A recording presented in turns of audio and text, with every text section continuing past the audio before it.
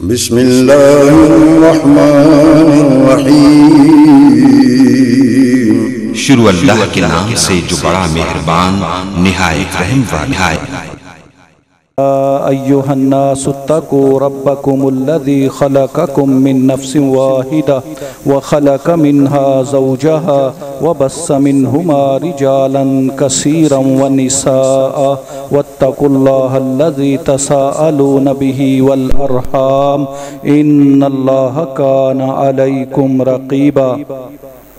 या अय्युहल्लज़ीना आमनुत्तकुल्लाहा वक़ूलू क़ौलन सदीदा युस्लिह लकुम अमालकुम व यग़फ़िर लकुम ज़ुनूबकुम व मन युतिइल्लाहा व रसूलहु फ़क़द फ़ाज़ फ़ौज़न अज़ीमा। अम्मा बाद फ़इन्न खैरल हदीस किताबुल्लाह व खैरल हदी हदी मुहम्मदिन सल्लल्लाहु अलैहि वसल्लम व शर्रल उमूरि मुहदसातुहा व कुल्ल मुहदसतिन बिदअह व कुल्ल बिदअतिन ज़लालह व कुल्ल ज़लालतिन फिन्नार। फ़अऊज़ु बिल्लाहि मिनश शैतानिर रजीम। बिस्मिल्लाहिर्रहमानिर्रहीम। वमा मुहम्मदुन इल्ला रसूल कद खलत मिन क़ब्लिहिर रुसुल अफ़ा इम्माता औ क़ुतिलन क़लबतुम अला अक़ाबिकुम व मन यन्क़लिब अला अक़िबैहि फ़लन यज़ुर्रल्लाहा शय्या व सयजज़िल्लाहु शाकिरीन। रब्बि शरह ली सदरी व यस्सिर ली अमरी वहलुल उक़दतम मिन लिसानी यफ़क़हू क़ौली। मोहतरम भाइयों, बुजुर्गों, दोस्तों, मुअज़्ज़िज़ात, माओं, बहनों और बेटियों, नबी करीम सल्लल्लाहु अलैहि वसल्लम के बाद खिलाफत चली। पहले नबुव्वत थी, नबुव्वत ख़त्म हो गई। नबी करीम सल्लल्लाहु अलैहि वसल्लम आखिरी नबी हैं। आपके बाद कोई नबी नहीं आना, लिहाजा नबुव्वत ख़त्म हो गई। अब खिलाफत शुरू होनी है और मुसलमानों का जो सबसे पहला खलीफा है, खलीफा बिला फसल, वो हज़रत अबू बकर रज़ी अल्लाह ताला अन्हु हैं। हज़रत अबू बकर रज़ी अल्लाह ताला अन्हु को नबी करीम सल्लल्लाहु अलैहि वसल्लम ने खुद ही अपने इशारों से, अपनी बातों से कह दिया था और उम्मत को भी समझा दिया था कि अब आपका लीडर, आपका हुक्मरान, अमीरुल मोमिनीन, अमीरुल मुस्लिमीन वो हज़रत अबू बकर रज़ी अल्लाह ताला अन्हु होंगे। इसमें शक नहीं कि आपने नाम नहीं लिया। एक होता है हुक्म कर जाना, जैसे आपने कहा मैं तुम में जो दो चीजें छोड़ के जा रहा हूं, जब तक अमल करते रहोगे कभी गुमराह नहीं होगे। एक अल्लाह की किताब और दूसरा उसके नबी की अहादीस। इस तरह का फरमान तो आपने जारी नहीं किया। उसमें भी अल्लाह ताला की हिकमतें होंगी जो हमें मालूम नहीं, लेकिन अपनी बातों से आप ये कह गए। और दूसरा हजरत सिद्दीक़ अकबर रज़ी अल्लाह ताला अन्हु की शख्सियत ही ऐसी जामे थी, उनके अंदर खूबियां ही इतनी ज्यादा थी कि नबी सल्लल्लाहु अलैहि वसल्लम के बाद सारी उम्मत अगर किसी एक आदमी पर मुत्तहिद हो सकती है, मुत्तफिक हो सकती है, तो वो हजरत अबू बकर रज़ी अल्लाह ताला अन्हु ही हो सकते हैं। क्योंकि हजरत अबू बकर रज़ी अल्लाह ताला अन्हु हकीकत में सबसे पहले इस्लाम कबूल करने वाले हैं। अगर आप वो इस्लाम का पहला दिन अपने जहन में लाएं कि जब 4 लोगों ने इस्लाम कबूल किया, हजरत खदीजा रजी अल्लाह अन्हा, हजरत ज़ैद बिन हारिसा रजी अल्लाह अन्हो, हजरत अली रजी अल्लाह ताला अन्हो और हजरत अबू बकर रजी अल्लाह ताला अन्हो। ये 4 लोग हैं जिन्होंने पहले दिन इस्लाम कबूल किया।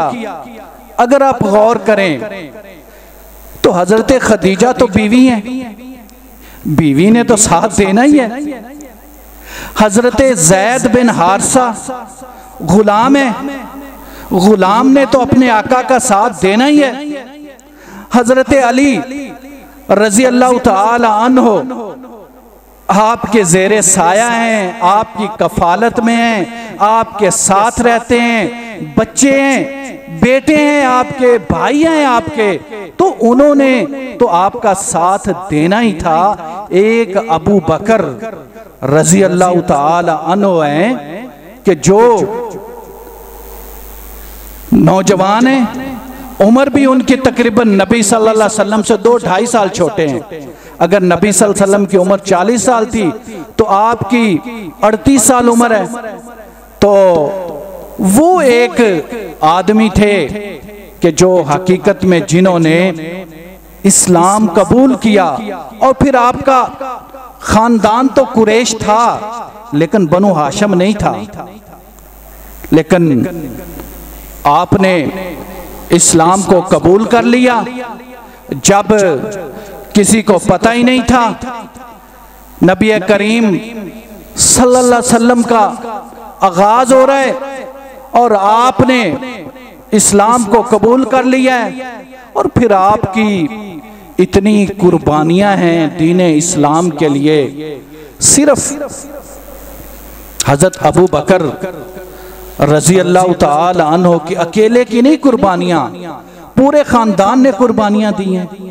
पूरा खानदान निछावर हो गया है नबी करीम सल्लल्लाहु अलैहि वसल्लम पर।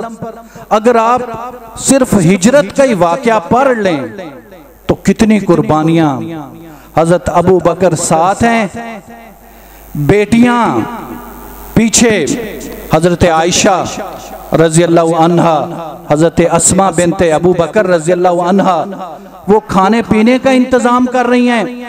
बेटा खाना लेके आ रहा है, गुलाम वो भी आ रहा है बकरियां लेकर, खबरें भी पहुंचाई जा रही हैं। यानी पूरा खानदान नबी करीम सल्लल्लाहु अलैहि वसल्लम की खिदमत पे लगा हुआ है, कुर्बानियां दे रहे हैं और आपको तकालीफ पहुंच रही हैं, लेकिन कोई परवाह नहीं।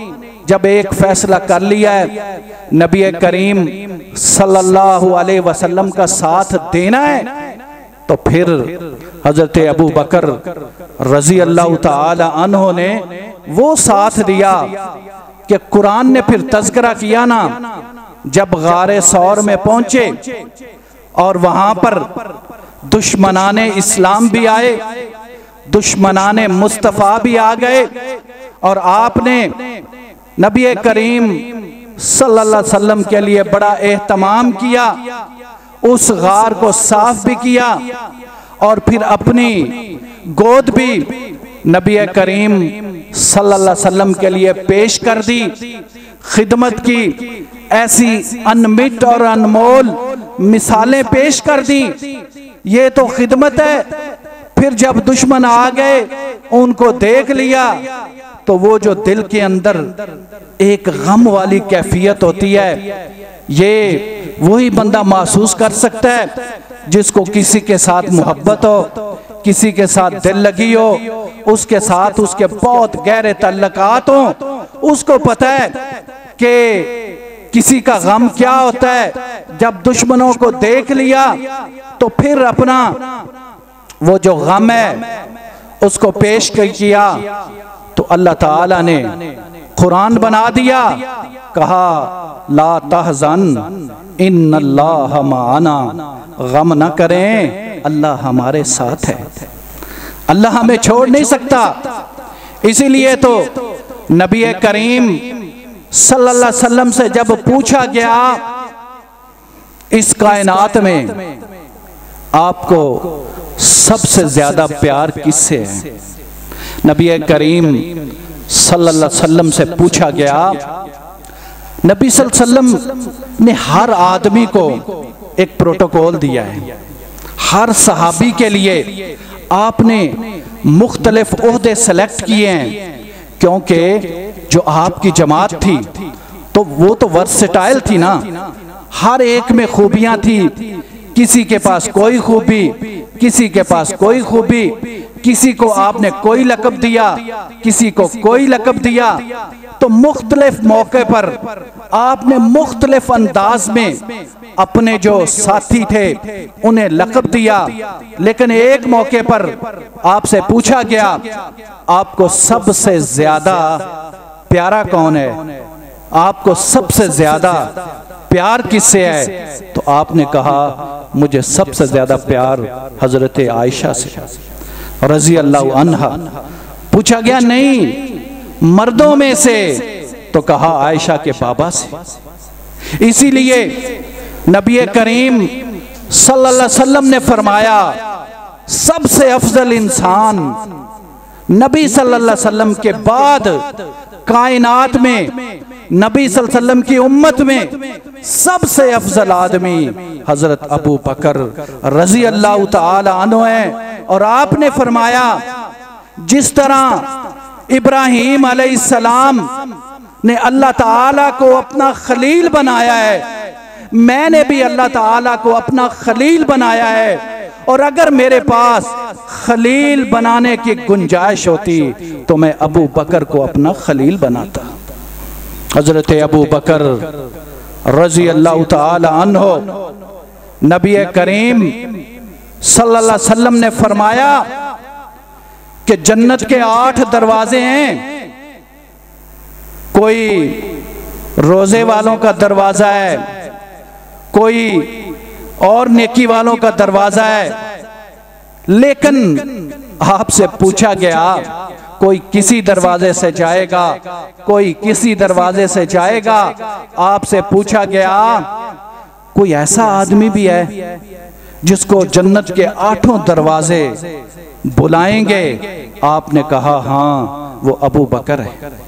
अबू बकर रजी अल्लाह ताला अन्हु जन्नत के 8 दरवाजे अबू बकर को बुलाएंगे, और हर बंदे की ख्वाहिश है कि क़यामत वाले दिन जन्नत में नबी सल्लल्लाहु अलैहि वसल्लम की रफाकत मिल जाए, साथ मिल जाए, उनके साथ रहना नसीब हो जाए।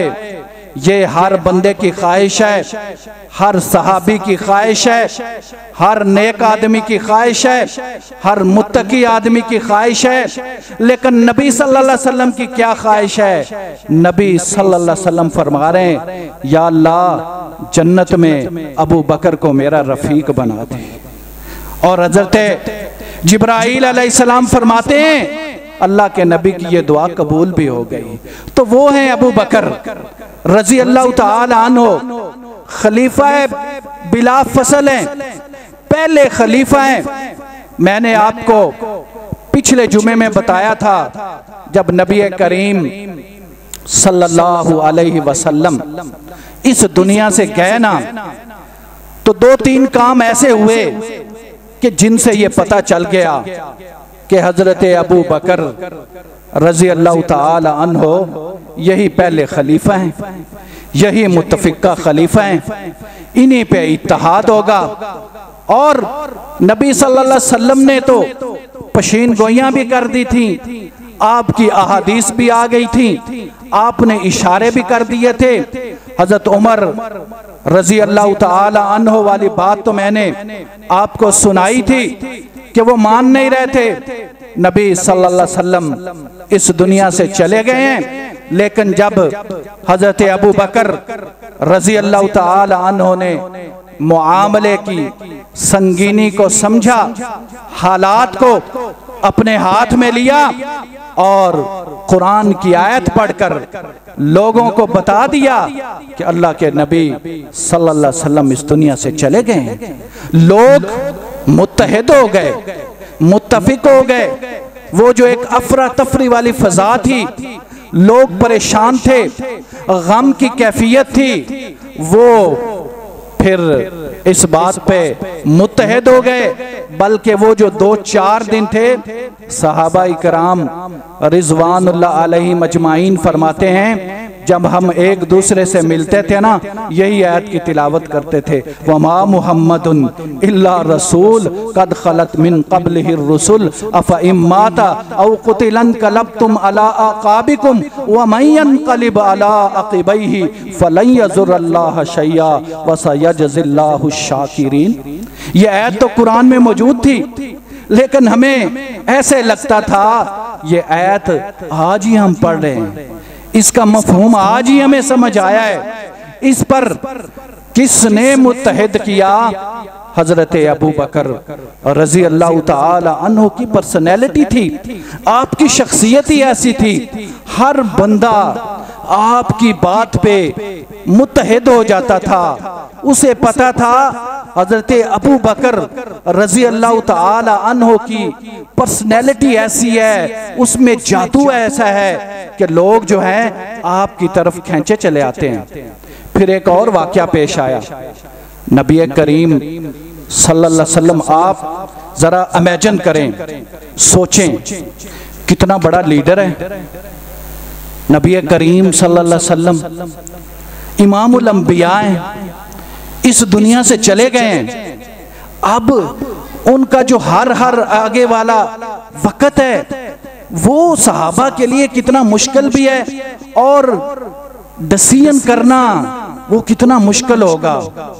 आपके घर में कोई एक बहुत बड़ा प्रोटोकॉल वाला आदमी आ जाए तो क्या हालात हो जाते हैं, हाथ पांव फूल जाते हैं, बंदे को समझ नहीं आ रही होती मैं करूं क्या। नबी सल्लल्लाहु अलैहि वसल्लम, पहला वाकया तो ये हो गया कि लोग मानने को ही तैयार नहीं थे कि अल्लाह के नबी सल्लल्लाहु अलैहि वसल्लम इस दुनिया से चले गए। अगला वाकया ये हुआ कि ये नहीं फैसला हो रहा था अल्लाह के नबी को कहां पर दफन किया जाए। ये बड़ा अहम मसला था।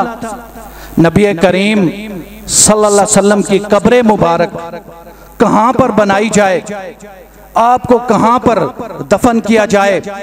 आप फौत हुए हुजराए आयशा में रजी अल्लाह अन्हा, क्योंकि आखिरी जो आपके 5-7 दिन थे आपने अज़वाज मुताहरात से इजाजत लेकर हजरत आयशा रजी अल्लाह अन्हा के पास ठहरना पसंद किया।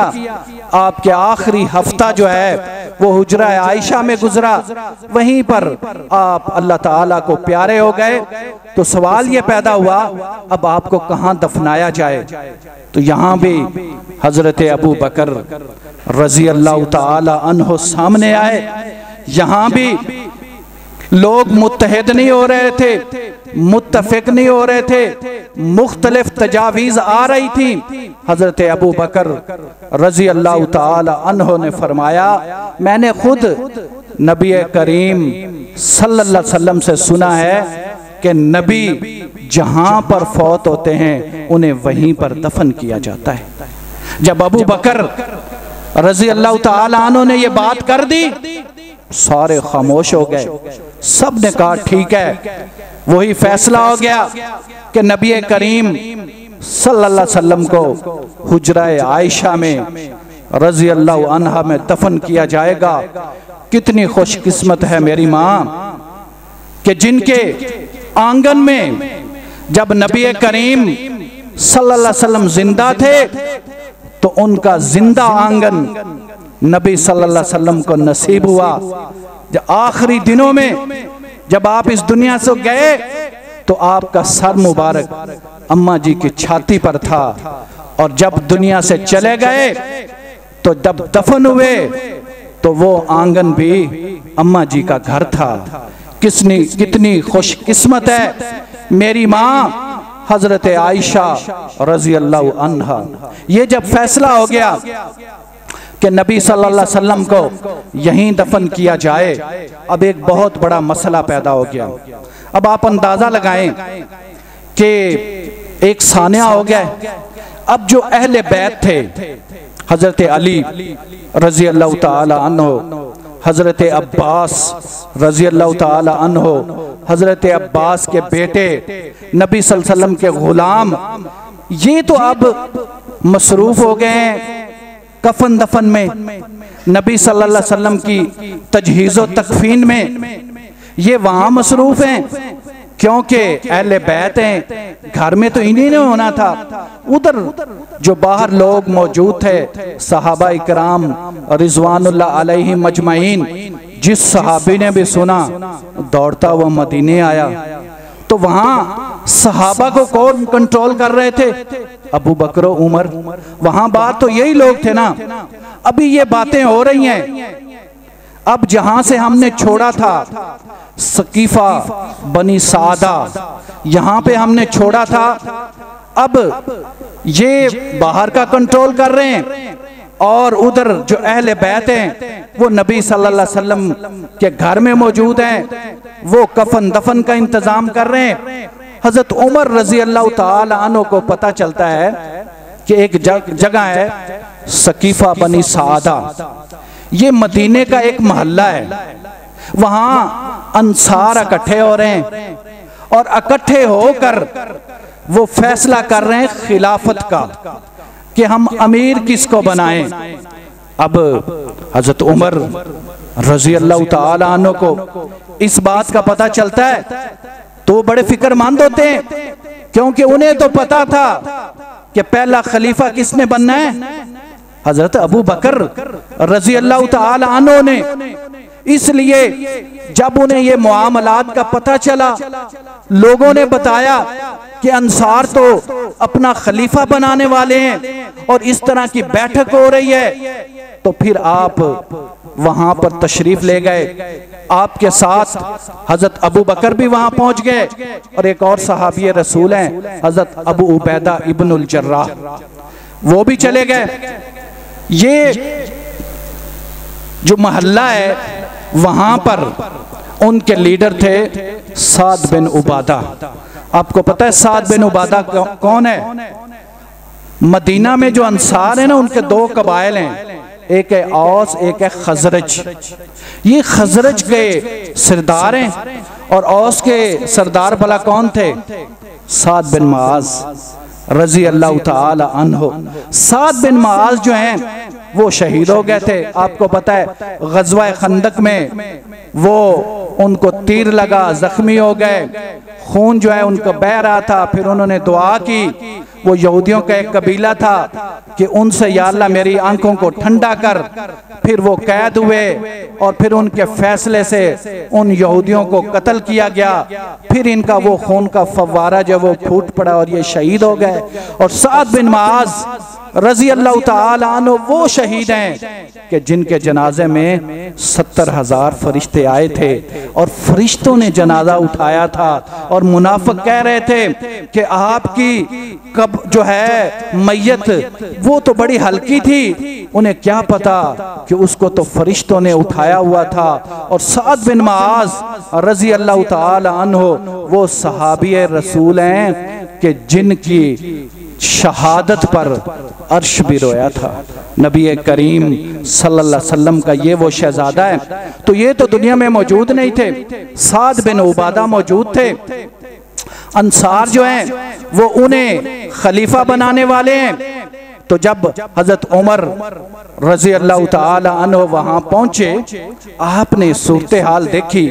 हजरत उमर रजी अल्लाह ताला अन्हु फरमाते हैं, मैंने प्लानिंग की हुई थी, मैं क्या क्या बातें करूंगा, किस तरह उन्हें समझाऊंगा, लेकिन मेरे से पहले ही हजरत अबू बकर रजी अल्लाह ताला अन्हु ने हालात को संभाला, क्योंकि उस वक्त हालात को अबू बकर ही संभाल रहे थे, क्योंकि पहले खलीफा ही उन्होंने बनना था। अल्लाह ताला ने माहौल ही ऐसा बनाना था, सारे काम तो अल्लाह ताला कर रहे थे। तो हजरत अबू बकर रजी अल्लाह ताला अन्हु ने हालात को संभाला और आपने क्या कहा? हजरत साद बिन उबादा से कहा साद, क्या तुझे पता है नबी करीम सल्लल्लाहु अलैहि वसल्लम ने क्या कहा था खिलाफत के बारे में? नबी सल्लल्लाहु अलैहि वसल्लम ने कहा था खिलाफत कुरैश में रहेगी, खिलाफत मुहाजिरीन में रहेगी, अंसार जो हैं वो खलीफा नहीं बन सकते।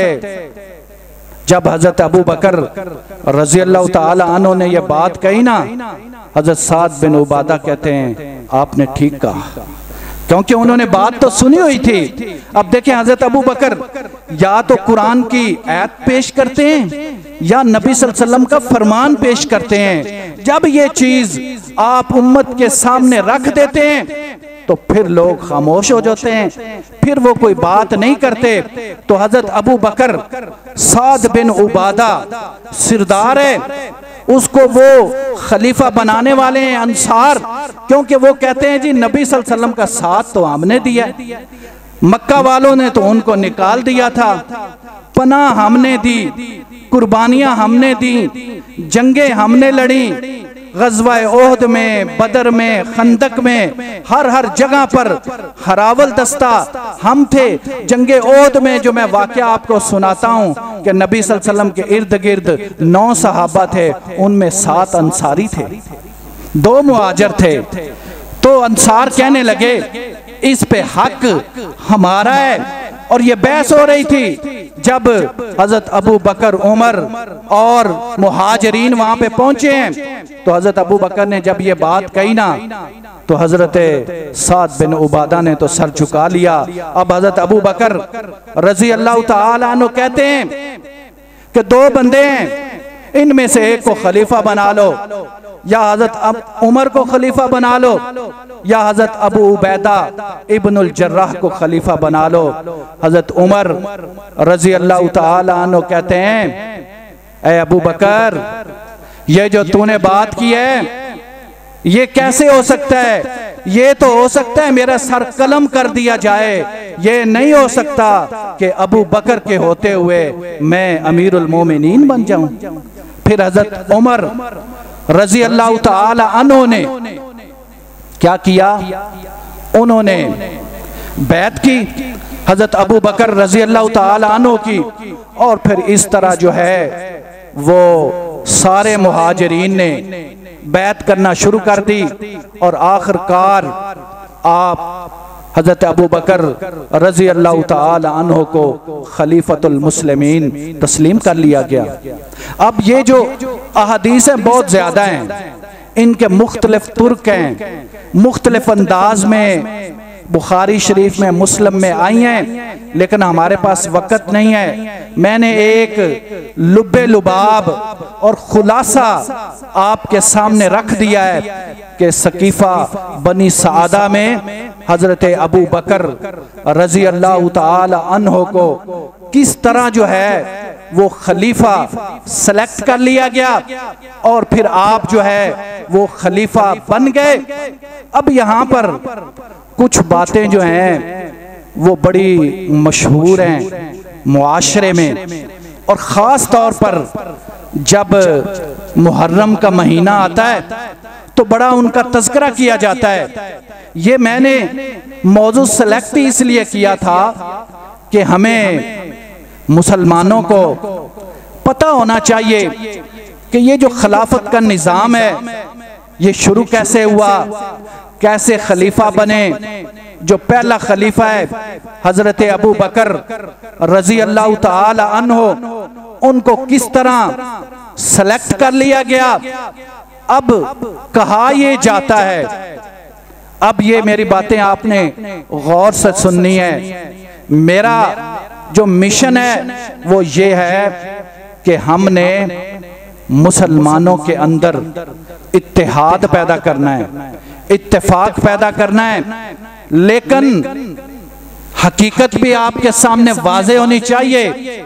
और नबी सल्लल्लाहु अलैहि वसल्लम के जो साथी हैं, अहले बैत, सहाबा इकराम, अज़वाजे मुतहरात, उनकी जो फजीलत है वो भी अपनी जगह पर कायम रहनी चाहिए। अब कहा यह जाता है कि खलीफा जो है वो हजरत अली को होना चाहिए, वो पहले खलीफा होना चाहिए, और खलीफा बना दिया गया है हजरत अबू बकर रजी अल्लाह ताला अन्हो को। पहली बात तो यह बताएं, अगर अल्लाह को यह मंजूर ना होता तो हजरत अबू बकर भला खलीफा बन सकते थे? इस हवाले से एक हदीस पेश की जाती है, उसको कहते हैं हदीस किरतास। नबी सल्लल्लाहु अलैहि वसल्लम के आखिरी दिन है, आप सल्लल्लाहु अलैहि वसल्लम ने कहा कि कलम और किताब लाई जाए, मैं आपको कुछ लिखवाना चाहता हूं। अब वहां पर हजरत उमर रजी अल्लाह ताला अन्हु भी मौजूद हैं, अहले बैत भी मौजूद हैं। तो हजरत उमर रजी अल्लाह ताला अन्हु फरमाते हैं कि जब उन्होंने आपकी हालत देखी ना, नबी सल्लल्लाहु अलैहि वसल्लम की, बहुत बीमार हैं, तो आपने कहा रहने दो। आपने इसलिए कहा कि तकलीफ बहुत ज्यादा है, रहने दिया जाए। और कुछ अहले बैत थे, उन्होंने भी कहा रहने दिया जाए। तो अब कहा यह जाता है कि हजरत मोहम्मद मुस्तफ़ा सल्लल्लाहु अलैहि वसल्लम उन्होंने ये कलम और किताब कॉपी इसलिए मंगवाई थी कि वो ये लिख कर देना चाहते थे कि हजरत अली रजी अल्लाह ताला अन्हो को खलीफा बना दिया जाए। इसलिए हजरत उमर रजी अल्लाह ताला अन्हो ने वो कलम और कॉपी नहीं दी, इसलिए आप लिख ही नहीं सके। हालांकि अगर आप उस वक़्त के जो वाक़यात हैं उस पे गौर करें तो नबी सल्लल्लाहु अलैहि वसल्लम क्या कह रहे थे। नबी सल्लल्लाहु अलैहि वसल्लम जो अहम अहम बातें थी ना वो बयान कर रहे थे। कभी आप कह रहे थे कि यहूद और नसारा पर लानत हो, उन्होंने अपने अंबिया की जो कब्रें हैं उनको सजदागाह बना लिया, मेरी कब्र को सजदागाह ना बनाना। कभी आप कह रहे थे अस्सलात अस्सलात अस्सलात वमा मलकत ऐमानुकुम, इस तरह के आप फरमान जारी कर रहे थे। तो उसी तरह का कोई फरमान जो आपने पहले जारी किया होगा, उसी की इंपॉर्टेंस को देखते हुए आप उसको लिखवाना चाहते होंगे, क्योंकि हमारा ये ईमान है कि दीन तो मुकम्मल हो चुका है। अगर नबी सल्लल्लाहु अलैहि वसल्लम ने कोई चीज लिखवानी थी और उसने दीन का हिस्सा बनना था और आप नहीं लिखवा सके, तो आप तो कुरान की इस आयत के मुनकर हो गए, अल यौमा अकमलतु लकुम दीनकुम व अतममतु अलैकुम निअमती व रज़ीतु लकुमुल इस्लाम दीना। दीन तो मुकम्मल हो गया है। और नबी सल्लल्लाहु अलैहि वसल्लम खुद फरमा रहे हैं मैं तुम में दो चीजें छोड़ के जा रहा हूं, तो चीज तो वही छोड़ी जाती है ना जो कामल हो मुकम्मल हो। लिहाजा दीन तो मुकम्मल हो चुका था। नबी सल्लल्लाहु अलैहि वसल्लम पता नहीं क्या लिखवाना चाहते थे, आप वो ना लिखवा सके।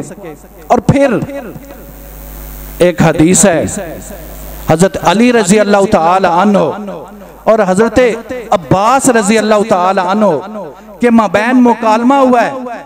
हजरत अब्बास हजरत अली से कह रहे हैं कि हम चलते हैं नबी सल्लल्लाहु अलैहि वसल्लम के पास और उनसे आपकी खिलाफत की बात करते हैं और लिखवा लेते हैं।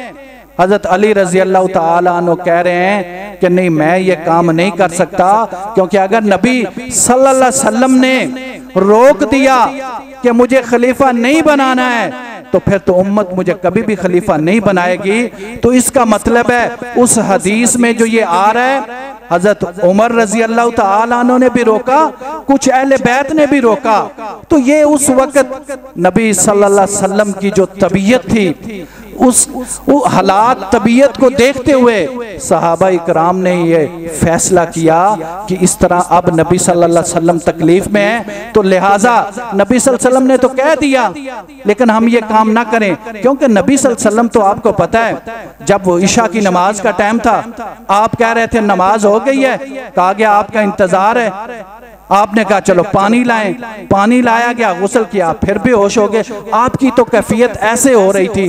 तो ये हदीस पेश की जाती है जी, हदीस किरतास इसको कहते हैं कि जी खलीफा हजरत अली रजी अल्लाह ताला अन्हु ने बनना था, लेकिन वो चूंकि कलम और कॉपी नहीं आई, इसलिए नबी सल्लल्लाहु अलैहि वसल्लम लिखवा नहीं सके। फिर क्या कहा जाता है जी कि हजरत अबू बकर रजी अल्लाह ताला अन्हो खलीफा तो बन गए, लेकिन हजरत अली रजी अल्लाह ताला अन्हो ने बैत नहीं की और उन्होंने 6 महीने बाद बैत की। और वजह क्या थी कि हजरत अबू बकर रजी अल्लाह ताला अन्हो ने बाग़े फिदक नहीं दिया। अब बाग़े फदक क्या चीज है?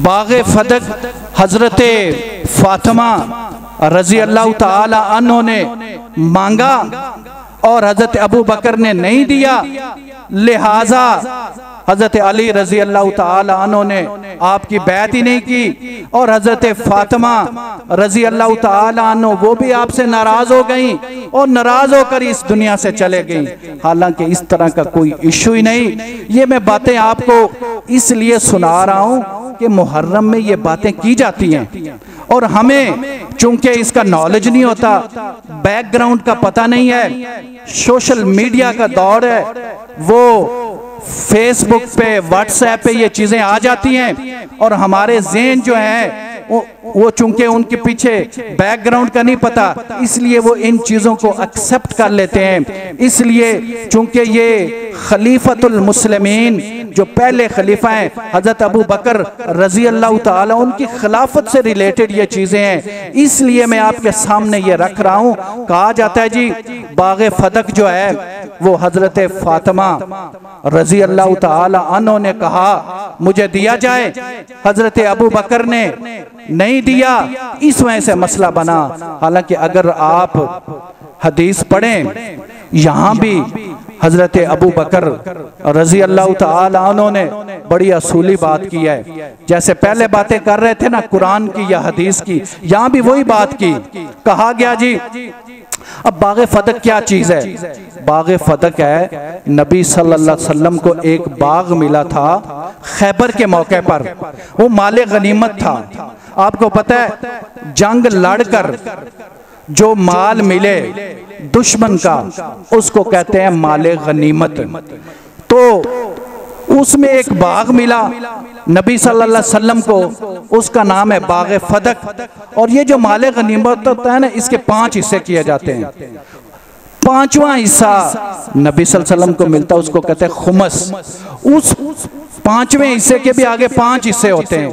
एक नबी सल्लल्लाहु अलैहि वसल्लम को मिलता है, उसमें से आप अपना गुजारा करते हैं और अपने बीवी बच्चों पर खर्च करते हैं। एक हिस्सा आयजा कुर्बा को जाता है, एक यतामा को जाता है, एक मसाकीन को जाता है, एक मुसाफिरों को जाता है। ये सूरत अनफाल में इसकी पूरी डिटेल मौजूद है। तो ये माले खुमस है जो नबी सल्लल्लाहु अलैहि वसल्लम को मिला और नबी सल्लल्लाहु अलैहि वसल्लम अपनी जिंदगी में उसमें से एक हिस्सा इस्तेमाल करते रहे, अपने ऊपर खर्च किया और अपने बीवी बच्चों पर खर्च किया। बकाया जो 4 हिस्से थे वो इसी तरह यतामा, मसाकीन, मुसाफिर और जो करीबी रिश्तेदार हैं वो बैतुल माल में जमा हो जाता था और उनको मिल जाता था। अब जब नबी करीम सल्लल्लाहु अलैहि वसल्लम इस दुनिया से गए हैं तो वो बाग़े फदक जो है वो आपको मिला हुआ था, आपकी मिरास तो वो इस सेंस में नहीं था, क्योंकि नबी सल्लल्लाहु अलैहि वसल्लम जब इस दुनिया से गए हैं ना तो आपका कुल असासा पता कितना था? आपके जितने गुलाम थे ना वो आपने आज़ाद कर दिए, जितने आपके पास हथियार थे ना वो आपने हिबा कर दिए, मुसलमानों में तकसीम कर दिए। और आपकी जो ज़िरा थी वो यहूदी के पास रहन रखी हुई थी और आपके पास सिर्फ 7 दिनार थे जो आपने सदका कर दिया। और अम्मा जी हजरत आयशा रजी अल्लाह अन्हा फरमाती हैं उस रात नबी करीम सल्लल्लाहु अलैहि वसल्लम जब इस दुनिया से जा रहे थे, अपने नबी का चेहरा देखने के लिए मेरे पास जो चिराग था उसमें तेल भी नहीं था, तेल मैं पड़ोसन से उधार मांग के लाई थी। ये नबी सल्लल्लाहु अलैहि वसल्लम जब दुनिया से गए तो हज़रत अबू बकर के पास ये मुतालबा लेकर आए, हजरत फातिमा रजी अल्लाह ताला अन्हो की तरफ से कि वो मिरास हमें दी जाए, वो बाग़े फदक हमें दिया जाए। हज़रत अबू बकर रजी अल्लाह ताला अन्हो ने फरमाया, मैंने नबी करीम सल्लल्लाहु अलैहि वसल्लम से सुना है कि हम जो नबी होते हैं ना, हमारी कोई मिरास नहीं होती, हमारा जो भी माल बचे वो सदका होता है। आपने ये उनको बात सुना दी और वो फिर जो बाग़े फदक है उसमें से आप एक हिस्सा उसी तरह जिस तरह नबी करीम सल्लल्लाहु अलैहि वसल्लम अपने ऊपर तकसीम करते थे, उसी तरह जो है वो आप भी तकसीम करते रहे। हजरत फातिमा रजी अल्लाह ताला अन्हा आपने हदीस सुनाई, वो चली गई। अब कहा जाता है जी वो नाराज हो गई हजरत अबू बकर रजी अल्लाह ताला अन्हु से, और फिर सारी जिंदगी वो उन्होंने आपसे कलाम नहीं किया। हालांकि देखें हजरत अबू बकर रजी अल्लाह ताला अन्हु ने तो नबी सल्लल्लाहु अलैहि वसल्लम की बात की है, जैसे वो पहले कह रहे थे कि नबी सल्लल्लाहु अलैहि वसल्लम से मैंने खुद सुना कि नबी जहां फौत होते हैं वहां पर उनको दफन किया जाए। वो कह रहे थे मैंने नबी सल्लल्लाहु अलैहि वसल्लम से खुद सुना कि जो खिलाफत है वो कुरैशियों में रहेगी, तो सब ने माना।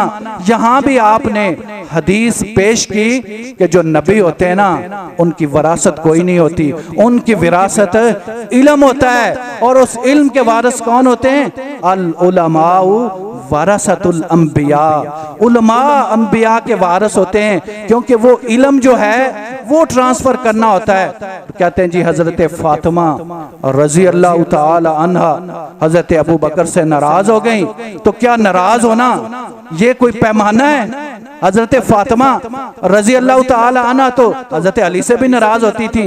नबी करीम सल्लल्लाहु अलैहि वसल्लम एक दिन हजरत फातिमा के घर आए, फातिमा से कहा, फातिमा तेरा चचा जाद किधर है?